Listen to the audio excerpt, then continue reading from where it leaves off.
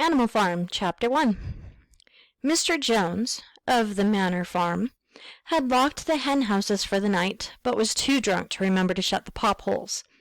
With the ring of light from his lantern dancing from side to side, he lurched across the yard, kicked off his boots at the back door, drew himself a last glass of beer from the barrel in the scullery, and made his way up to bed, where Mrs. Jones was already snoring. As soon as the light in the bedroom went out, there was a stirring and a fluttering all through the farm buildings. Word had gone round during the day that old Major, the prize middle white boar, had had a strange dream on the previous night and wished to communicate it to the other animals. It had been agreed that they should all meet in the big barn as soon as Mr. Jones was safely out of the way. Old Major, so he was always called, though the name under which he had been exhibited was Willingdon Beauty, was so highly regarded on the farm that everyone was quite ready to lose an hour's sleep in order to hear what he had to say. So these animals are going to listen to him, and they're ready to listen to him, even though it means they're going to lose an hour of sleep. At one end of the big barn, on a sort of raised platform, Major was already ensconced on his bed of straw, under a lantern which hung from a beam. He was 12 years old, and had lately grown rather stout, but he was still a majestic-looking pig, with a wise and benevolent appearance, in spite of the fact that his tushes had never been cut. Before long the other animals began to arrive and make themselves comfortable after their different fashions. First came the 3 dogs, Bluebell, Jessie, and Pincher, and then the pigs, who settled down in the straw immediately in front of the platform. The hens perched themselves on the window-sills. The pigeons fluttered up to the rafters. The sheep and cows lay down behind the pigs and began to chew the cud. The 2 horses, Boxer and Clover, came in together, walking very slowly, and setting down their vast hairy hoofs with great care, lest there should be some small animal concealed in the straw. Clover was a stout, motherly mare, approaching middle life, who had never quite got her figure back after her 4th foal. So she had 4 babies, that's what foals are, and they're all gone. And she never got her figure back.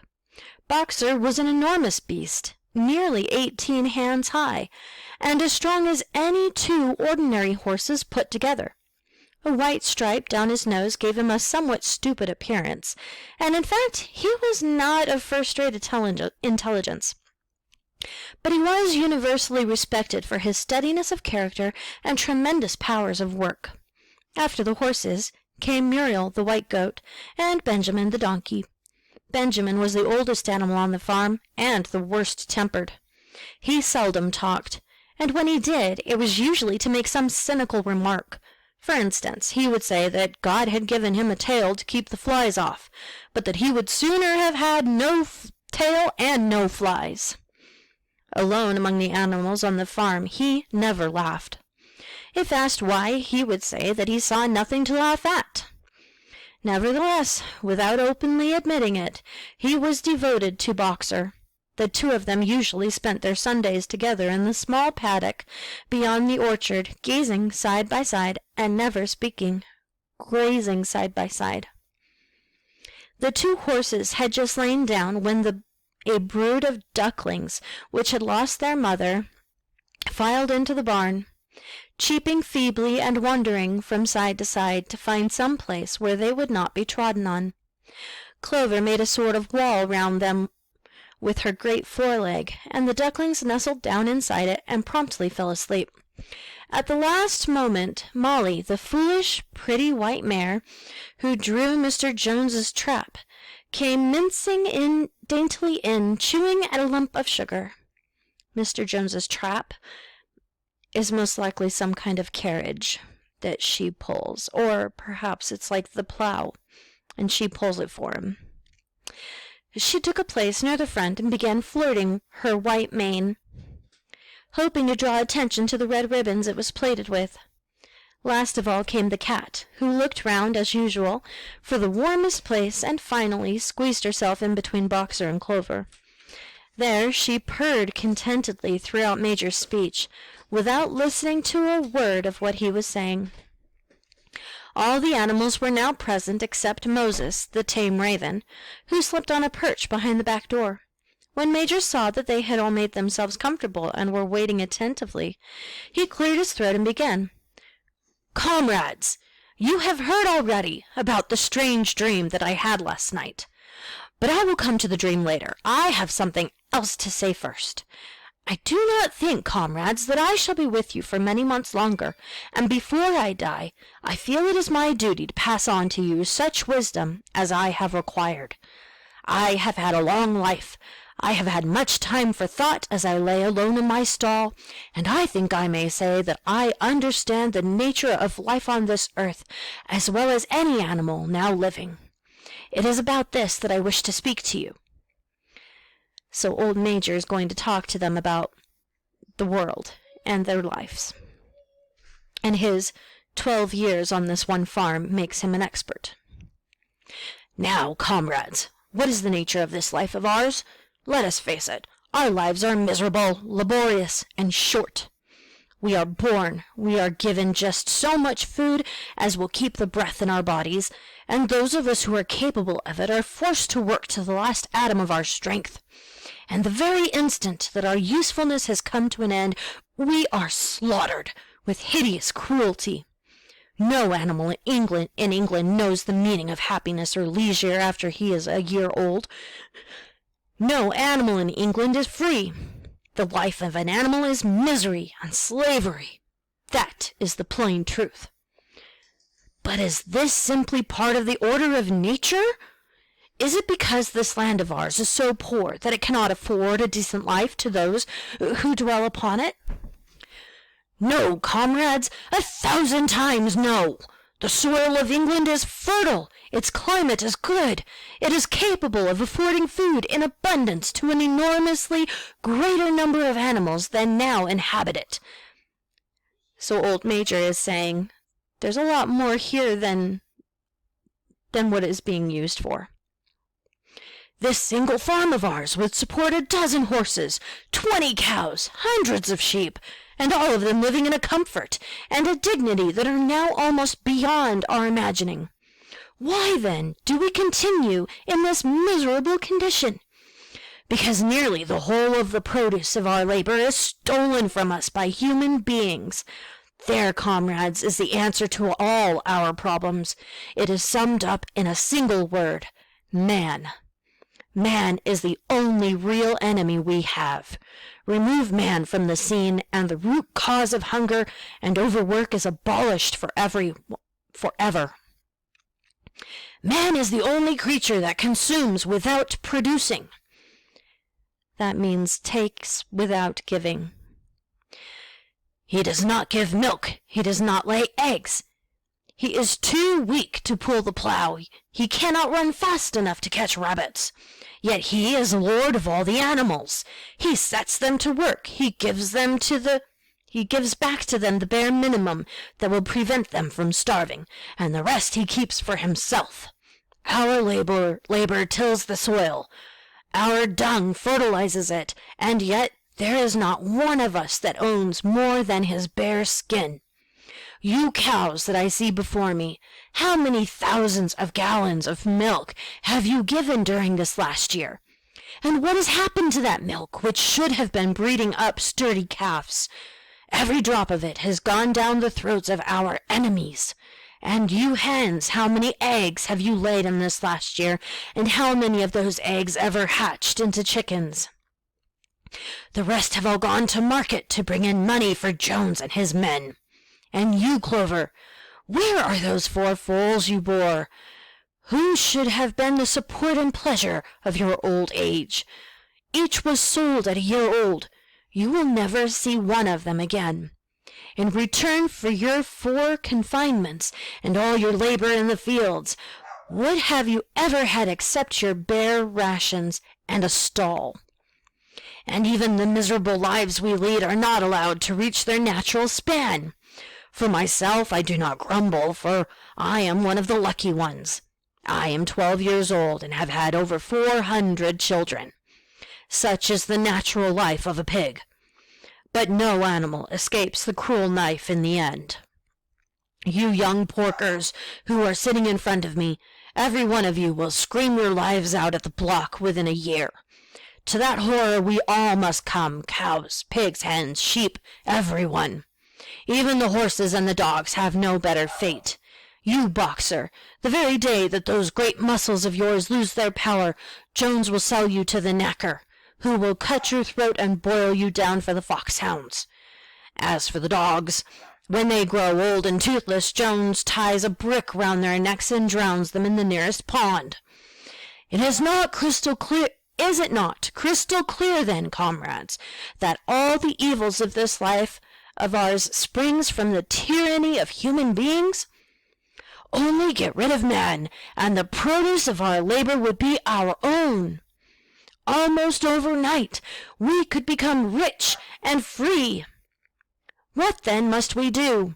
Why, work night and day, body and soul, for the overthrow of the human race.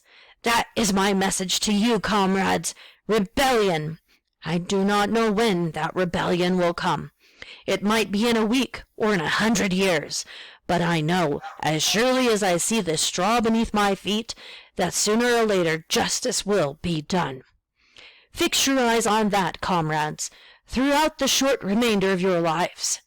And above all, pass on this message of mine to those who come after you, so that future generations shall carry on the struggle until it is victorious. And remember, comrades, your resolution must never falter. No argument must lead you astray. Never listen when they tell you that man and the animals have a common interest, that the prosperity of the one is the prosperity of the others. It is all lies. Man serves the interests of no creature except himself. And among us animals, let there be perfect unity, perfect comradeship. In the struggle, all men are enemies. All animals are comrades. At this moment there was a tremendous uproar. While Major was speaking, 4 large rats had crept out of their holes and were sitting on their hindquarters listening to him. The dogs had suddenly caught sight of them, and it was only by a swift dash for their holes that the rats saved their lives. Major raised his trotter for silence. "Comrades," he said, "here is a point that must be settled. The wild creatures, such as rats and rabbits, are they our friends or our enemies? Let us put it to the vote. I propose this question to the meeting. Are rats comrades?" The vote was taken at once, and it was agreed by an overwhelming majority that rats were comrades. There were only 4 dissentients, the 3 dogs and the cat, who was afterwards discovered to have voted on both sides. The cat voted both for and against the rats being comrades. The cat's not really paying attention. Major continued. "I have little more to say. I merely repeat, remember always your duty of enmity towards man and all his ways. Whatever goes upon 2 legs is an enemy. Whatever goes upon 4 legs or has wings is a friend. And remember also that in fighting against man, we must not come to resemble him. Even when you have conquered him, do not adopt his vices." He's saying, don't come to resemble him, meaning don't look like him, don't be like him, don't act like him. Don't adopt his vices means, don't do their bad stuff, like, don't do the same things as humans. "No animal must ever live in a house, or sleep in a bed, or wear clothes, or drink alcohol, or smoke tobacco, or touch money, or engage in trade. All the habits of man are evil. And above all, no animal must ever tyrannize over his own kind. Weak or strong, clever or simple, we are all brothers. No animal must ever kill any other animal. All animals are equal. And now, comrades, I will tell you about my dream of last night. I cannot describe that dream to you. It was a dream of the earth as it will be when man has vanished. but it reminded me of something that I had long forgotten. Many years ago, when I was a little pig, my mother and the other sows used to sing an old song, of which they knew only the tune and the first 3 words. I had known that tune in my infancy, but it had long since passed out of my mind.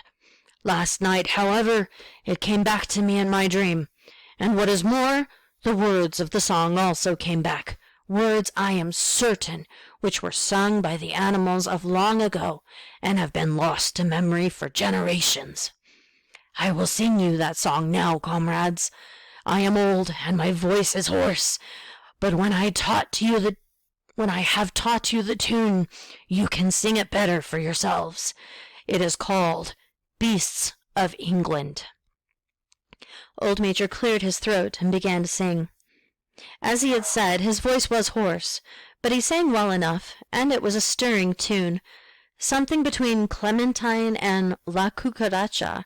The words ran, Beasts of England, beasts of Ireland, beasts of every land and clime, hearken to my joyful tidings of the golden future time. Soon or late the day is coming, tyrant man shall be o'erthrown, and the fruitful fields of England shall be trod by beasts alone.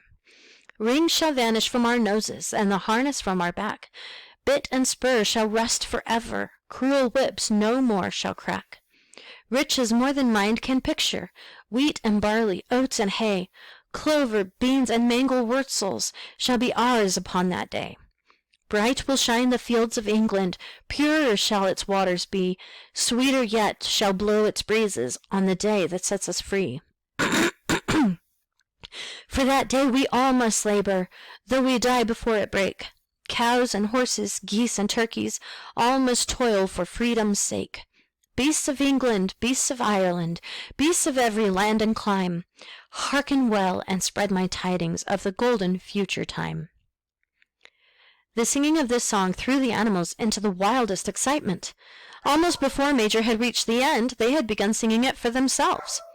Even the stupidest of them had already picked up the tune and a few of the words, and as for the clever ones, such as the pigs and the dogs, they had the entire song by heart within a few minutes.